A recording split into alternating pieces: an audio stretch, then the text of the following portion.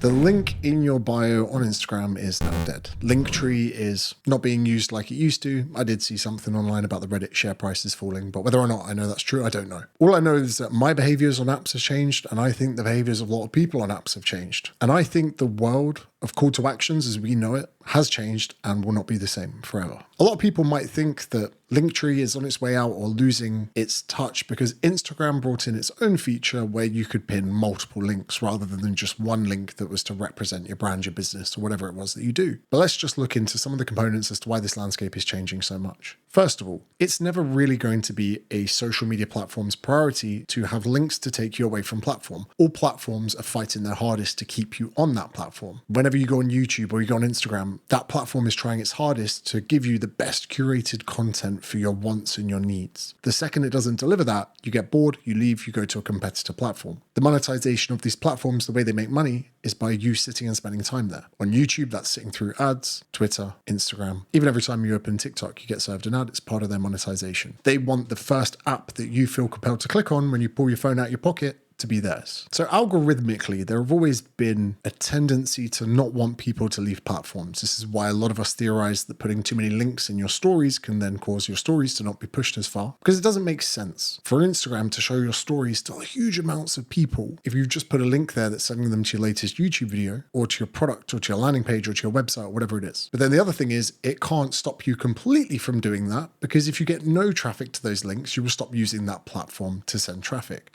There has to be a fine balance. Think about it from the majority of employment 9 to 5s. You are getting paid the least amount of money for the most amount of work possible. That's almost what social media platforms are doing. They're giving you the smallest amount of reach possible where you'll still use the platform. Even YouTube are pretty sneaky in the sense that the amount of ads you're served in a video, if you're not on premium, and I mean, if you're not on premium, don't you think you're a bit old to still be sitting through ads on YouTube? But anyway, that's another video altogether. YouTube algorithmically understands how many ads you will sit through, and it will serve you that amount. So if you're someone that's just a bit of a beta male that gets served ads and go, oh, they're just trying to make their money, you sit through, you're going to get served loads of ads. But if you're an alpha male that gets an ad, skips it the second it's skippable, you got impenetrable armor when it comes to the advertising world, you get served less ads. Anyway, it's not in a platform's best interest to give you loads of options to leave the platform.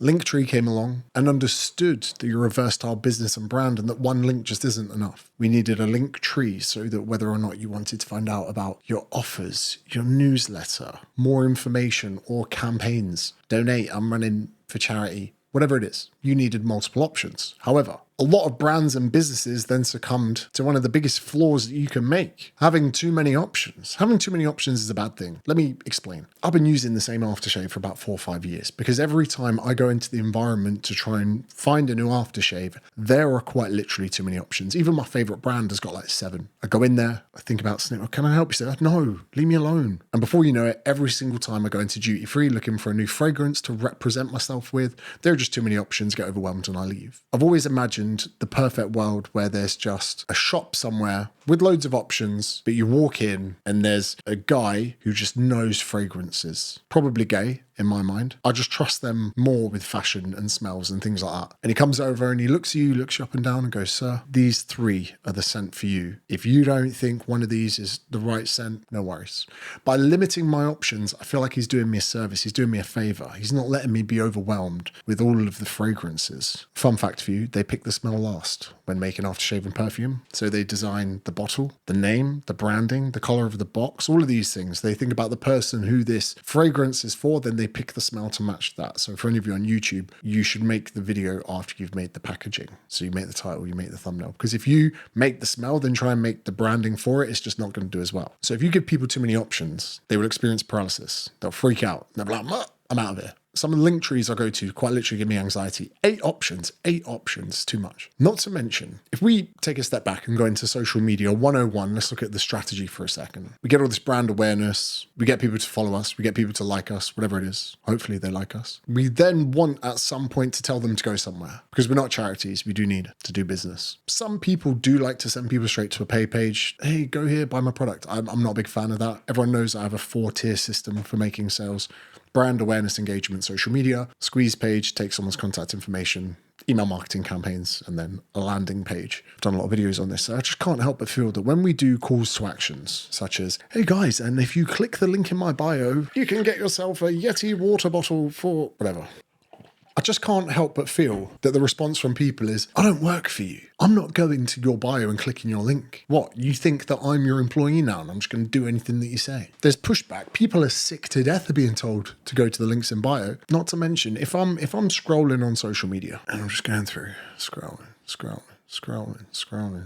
Click link in my bio. No, brother, I'm scrolling, brother. And the one thing that I was wrong about that's really revolutionized the way that I get people's attention as far as call to actions is using chatbots. We have ManyChat, which I use. I've actually had ManyChat since 2016. I believe they're a partner with Meta now. So for Facebook and Instagram, very powerful tool. And I think the benefits of a chatbot are you can tell people to comment or to DM. Now, there are different automations. If someone comments, you can send them like a single message. If someone DMs you, you can send them several messages. I'll get onto that in a second. And I think the curiosity of people is, oh, if I actually do this, am I going to get a response? And what is that response going to be? There's almost that part of inquisitiveness that we need and that we want. Think about YouTube again. A title and thumbnail on a video should really make people think of two things, how and why. Because if they're left with how or why, they need to click to find out the answer. So when you say, comment the word aftershave, they're almost wanting to know what the response is. What am I going to get messaged? What am I going to get back? What are they going to tell me? What is the call to action going to be? The link in the bio is almost very predictable. I think the other benefits of a chatbot as well is if someone does that and they get the interaction from you, that link, that message, that call to action, that compelling reason to do whatever it is now in their inbox. The majority of people on Instagram actually treat it like an inbox. I don't know about you, but I kind of open up my inbox and then I swipe across just to see what messages I've got. I think I check my Instagram DM sometimes before my WhatsApp.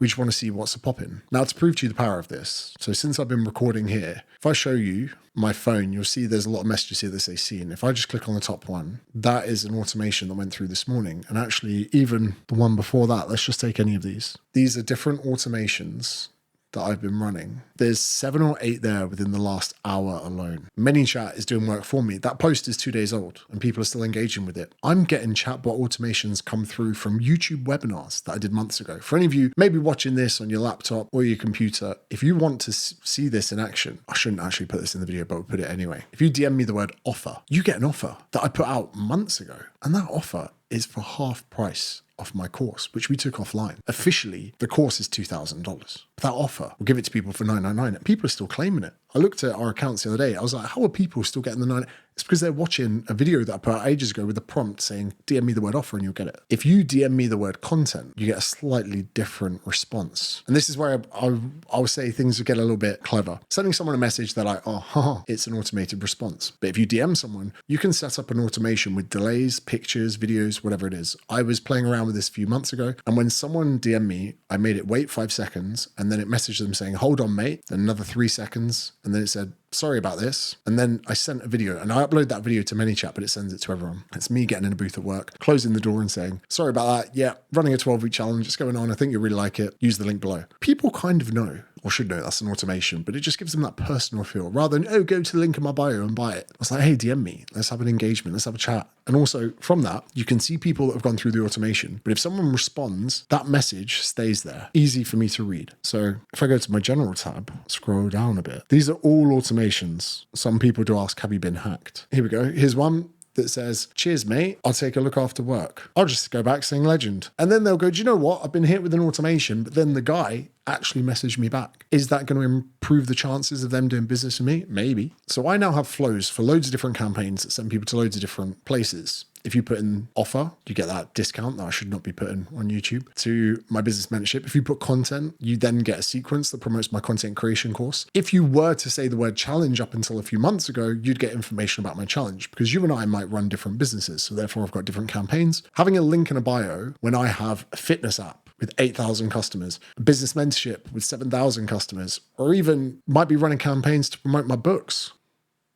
that used to be on there that I've used for videos so they're in my office. And allowing this means that we can send some people to landing pages, which does take them down the funnel a bit, some people to squeeze pages where we can get their email address. And one thing that's definitely working, that's only started working in the last few months, is using carousel posts. So if you use a carousel post, you are putting loads of photos together. And as I've spoken about before, you can then tell a story because in video, the story is very much the same. Introduction, hook, setup, payoff. Using pictures on carousels, you can take your time a bit more and people can swipe. And the best part of a carousel post is you get 2 chances to see it. You'll get shown the first image, and if you scroll past that, you get shown the second image. So it gives you 2 chances with a carousel to get the engagement that you want. People can swipe through up to 20 now. So any of you that don't know, maybe about a month ago, Instagram changed to 20 photos for a carousel post versus 10, which just allows you to elongate that story process. Now, if you put music on a carousel, it will get shared to Reels and Explore. And my manager actually messaged me last night. He goes, James, why haven't you put music on it? I said, mate, I don't want my carousel to go to Explore. I actually only want it to engage with people that are in my followers. The reason being is this story only really resonates with people that follow me. Someone that never follows me before just probably doesn't care. So I've done this on purpose. Then the last slide of the carousel tells them to DM or comment a certain word. I actually set up 2 automations. The DM automation with a trickle effect of different messages, and a comment automation so that if they comment, they get a comment reply saying, hey, I asked you to DM me, so that they can go into the automation to the way I wanted it. My experience is that if you send people to landing pages, you send people to buy, sometimes they're just not emotionally there. Remember the 4-stage system that we spoke about before?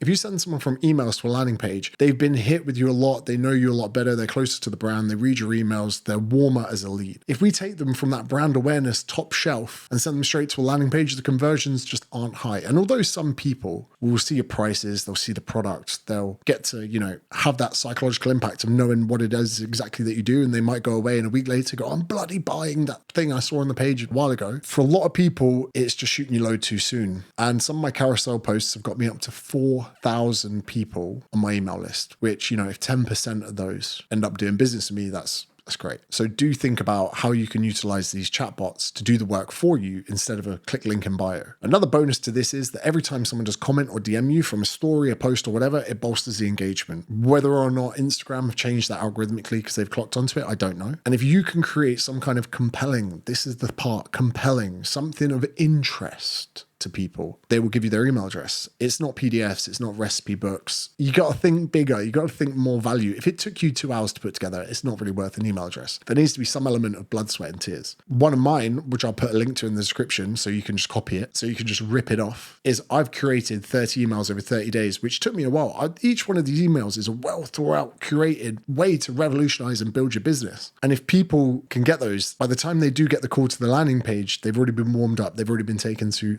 the sales system a bit more. When it comes to using these call to actions, when it comes to using these chatbots, I do think use them sparingly, 1 in 5, 1 in 10 posts, because then it gives us enough time to accrue goodwill, get in people's good books. Oh my God, this person's really helping me. Then a call to action. And the best part is if they don't want to DM or they don't want to comment, that's fine. You've left it there as a call to action. Some of them will just do it out of curiosity. Some people may not even think they want your product, but then they get the DM, the automation, they end up just checking out the landing page out of curiosity. The success ratios I've had from this are just so much better when compared to link trees or link in bios. Some people tried to then not say link in bio because they think the algorithm's listening to what they're saying and, oh no, this person's trying to get people off our platform. Don't give them the engagement they need.